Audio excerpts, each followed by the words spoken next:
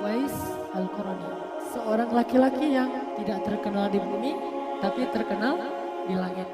Uwais seorang anak yang sangat berbakti kepada ibunya.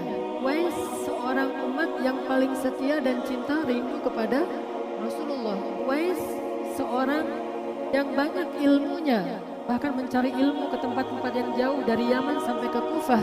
Uwais seorang mujahid. Hanya kita tidak tahu, itulah sebabnya kenapa dia disebut tidak terkenal di bumi, tapi terkenal di langit. Sedikit riwayat tentang Uwais.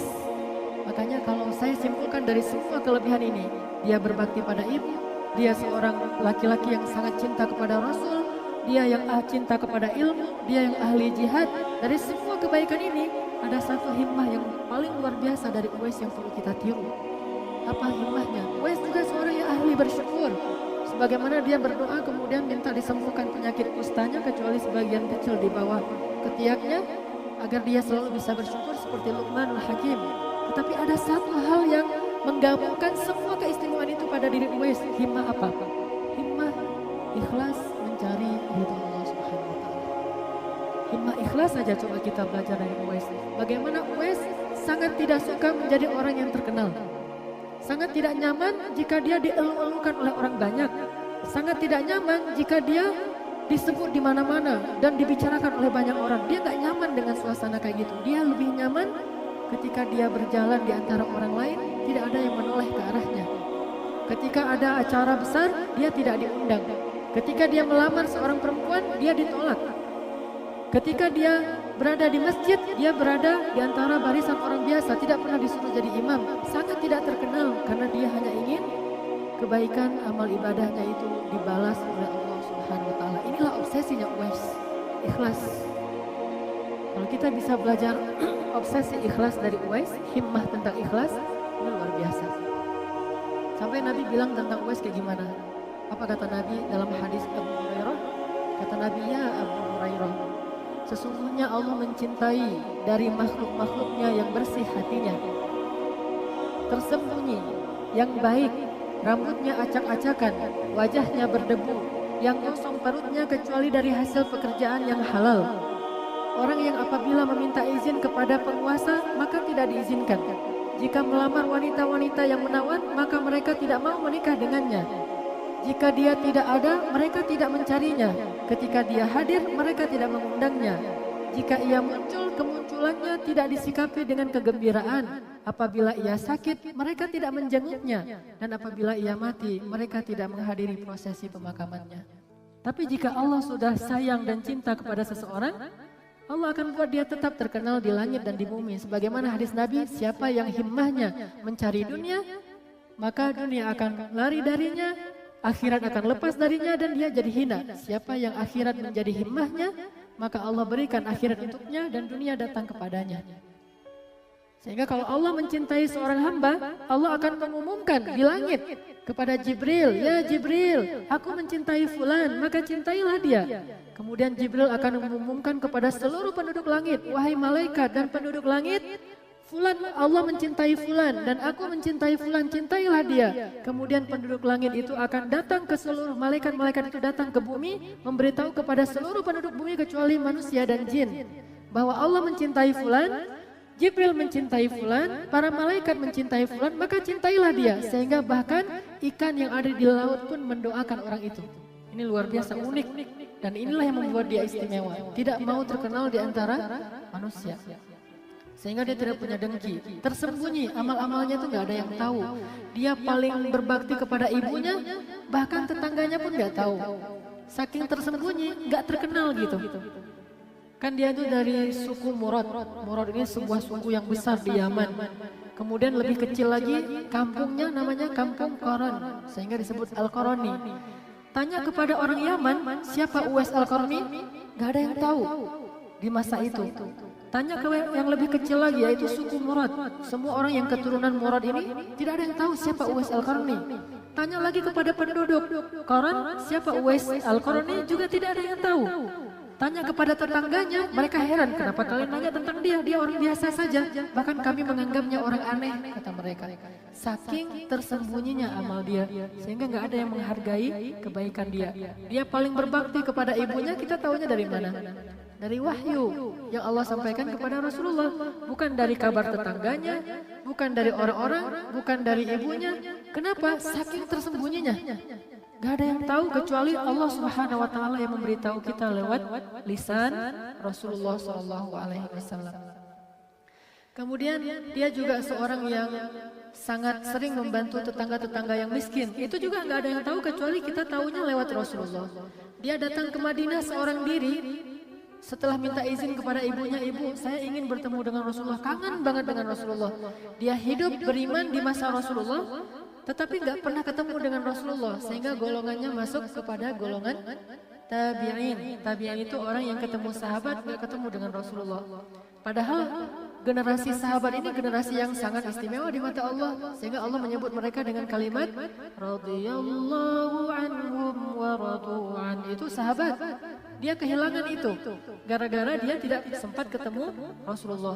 Kangen banget dengan Rasulullah, ingin sekali bertemu dan bertatap muka dengan Rasulullah, ingin mencium tangan Rasulullah, ingin berpelukan dengan Rasulullah sebagaimana Ukasyah yang senang kulitnya bersentuhan dengan kulit Rasulullah. Ini kan sensasi-sensasi spiritual yang luar biasa yang ingin dirasakan oleh Uwais. Tapi dia nggak bisa pergi karena dia punya ibu yang buta tua. Sehingga suatu saat karena ibunya tahu betapa anaknya ini sering menangis, ingat Rasul sholawat sendiri tengah malam karena kangen sama Rasul, diizinkan juga, tapi jangan lama-lama ya. Diizinkan tapi nggak boleh lama-lama karena ibunya nggak ada yang nemenin. Pergilah dia dengan keledainya karena perjalanannya sangat jauh, lebih dari 500 km antara Yaman ke Madinah, sampai keledainya itu mati di tengah jalan. Tapi dia himmahnya tinggi sekali, terus berjalan sampai pingsan, ditemukan oleh penduduk Madinah, dibawa ke Madinah, dan dia bahagia ketika sadar ternyata udah ada di kota Madinah. Cari masjid Nabi, dia duduk dalam masjid, dia tunggu kapan Nabi datang, kapan Nabi datang. Ternyata Nabi waktu itu sedang di luar kota, sedang ada peperangan dan lama tidak datang-datang. Dia tunggu berhari-hari, Nabi tidak datang juga. Akhirnya dia tidak bertemu dengan Rasulullah, dia pulang dengan hati yang sangat sedih karena tidak bisa ketemu dengan Rasulullah SAW. Dia pulang lagi ke Yaman demi ibunya, dan ini pun gak ada yang tahu. Kalau dia mau, dia bisa bilang ke seluruh orang Madinah, saya ini orang yang sudah melakukan perjalanan panjang sampai keledai saya mati, saya juga pingsan demi mencari Rasulullah, saya ini paling cinta kepada Rasulullah. Dia pulang gak ada yang tahu masalah dia. Orang biasa-biasa aja, siapa sih itu gitu, udah hilang aja tiba-tiba. Ketika dia udah pulang, Nabi datang ke kota Madinah, datanglah Jibril memberitahu kepada Rasulullah. Akhirnya Rasulullah menceritakan panjang lebar tentang Uwais. Panjang banget tuh cerita tentang Uwais. Bahkan para sahabat aja sampai cemburu kepada Uwais. Ini unik, ada sahabat cemburu ke tabi'in. Harusnya kan tabi'in cemburu ke sahabat. Ini sahabat cemburu ke tabi'in. Di antara semua tabi'in yang terkenal itu kan banyak banget tuh. Hasan al-Basri terkenal dengan ilmunya. Ibnul Musayyab atau Musayyib terkenal juga.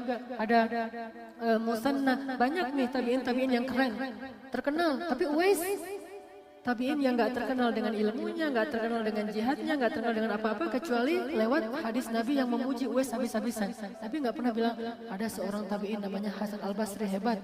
Padahal Hasan al-Basri itu luar biasa. Ada seorang tabi'in ahli hadis namanya Ibnu Musayyab hebat. Nabi gak pernah bilang itu. Nabi bilang Uwais dari Qaran al-Qarani. Kenapa? Karena hanya Allah Subhanahu wa taala yang tahu tentang amalnya, sehingga dia terkenal di langit, lalu terkenallah di antara orang-orang yang soleh. Ya pulang Nabi cerita, tersembunyi, yang baik-baik, rambutnya acak-acakan. Maksud acak-acakan bukan gak menjaga penampilan ya. Rambutnya acak-acakan itu artinya dia miskin dan terlalu banyak tugas pekerjaannya sehingga dia gak sempat ngurus dirinya.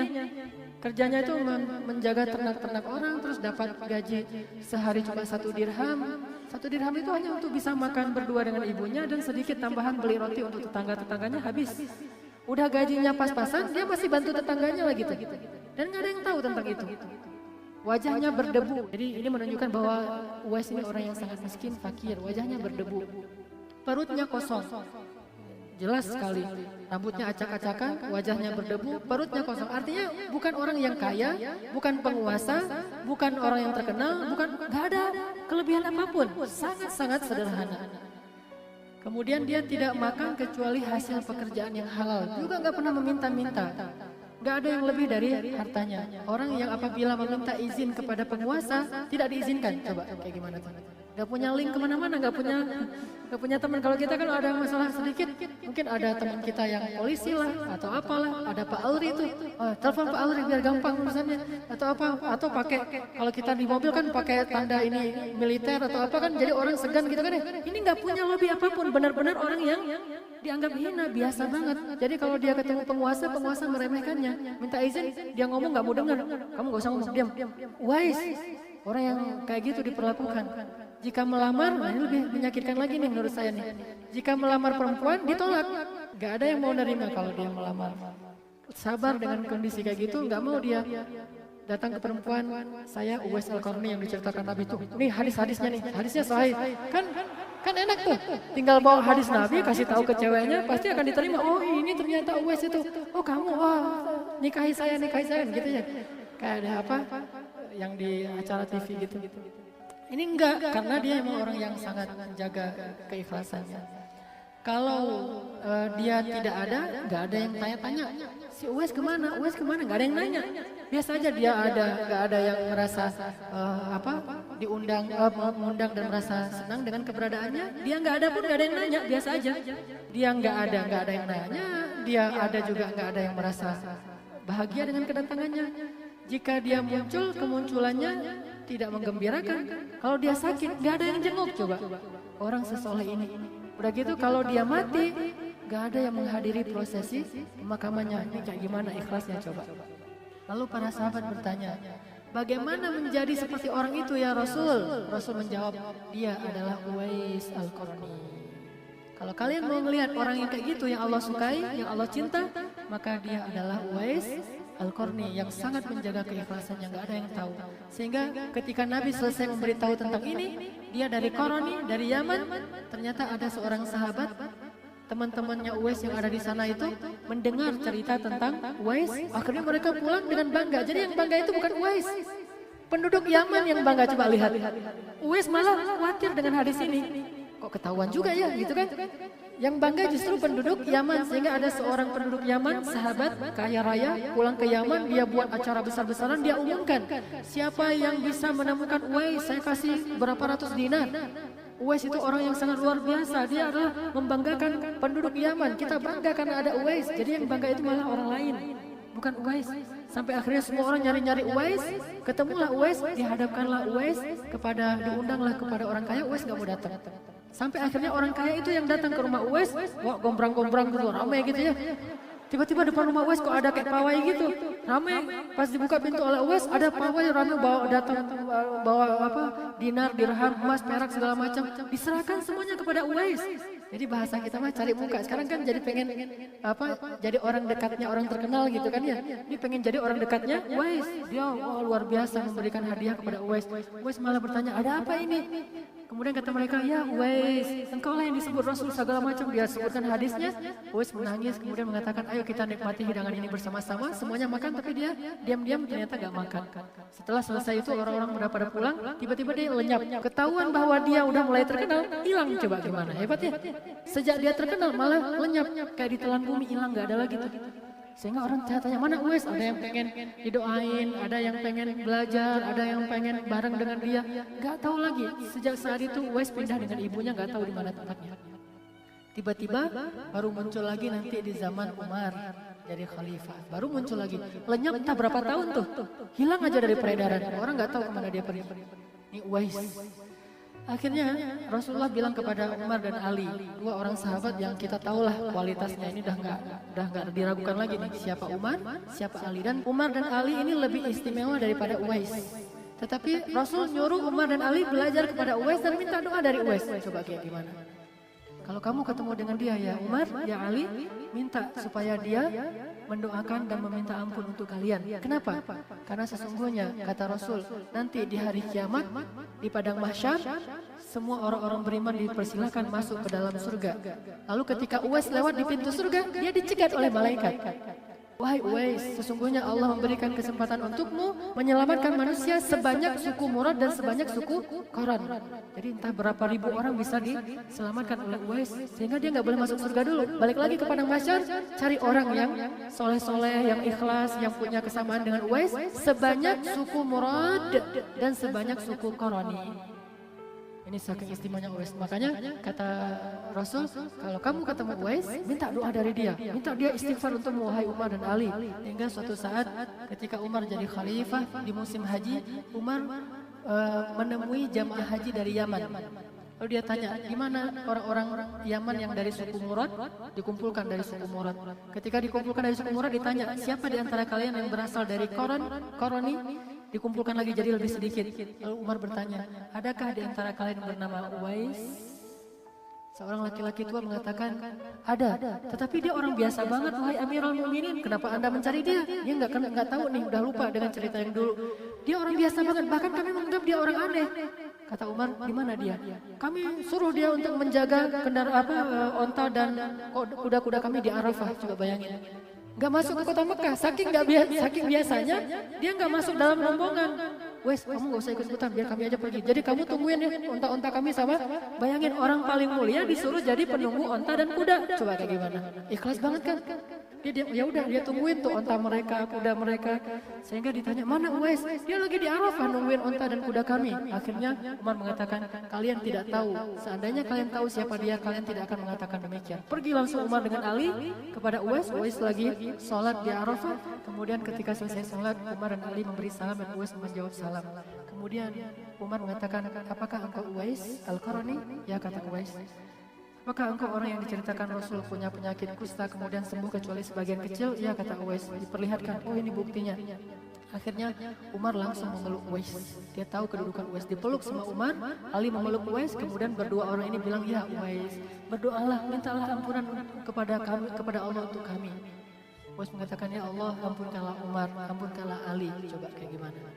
Ampunkanlah Umar, ampunkanlah Ali. Karena memang doanya mustajabah, pasti diterima oleh Allah. Kemudian kata Umar, setelah selesai haji ini kamu mau kemana Uwais? Kata Uwais, saya mau ke Kufah, mau mencari ulama belajar di Kufah. Kata Umar, kalau gitu terimalah ini hadiah dari saya, beberapa dinar untuk perjalanan kamu. Kata Uwais, ya Amirul Mukminin, di tangan saya masih ada 4 dirham sebagai gaji atas jerih payah saya menjaga kuda dan onta-onta orang Yaman. Mereka kasih saya 4 dirham. Saya nggak tahu apakah saya sempat memakai 4 dirham ini atau saya malah meninggal dulu sebelum 4 dirham ini habis. Bagaimana saya akan menerima lebih banyak dari itu?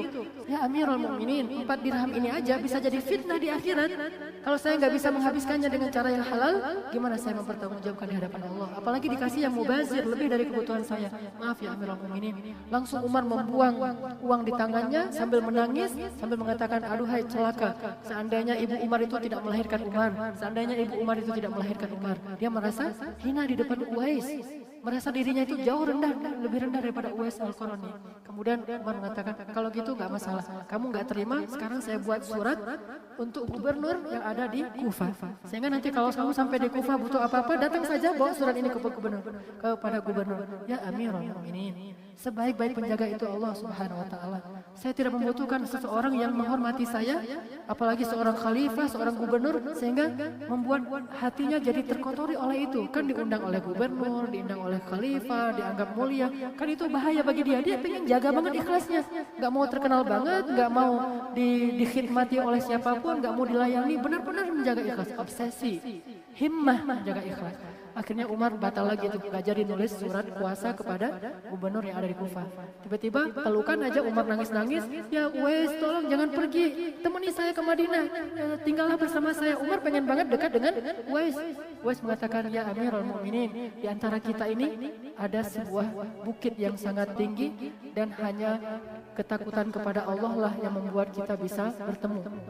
Jadi kita nggak ketemu dalam kehidupan nikmat atau apa, tapi kita bertemu karena kita sama-sama takut kepada Allah.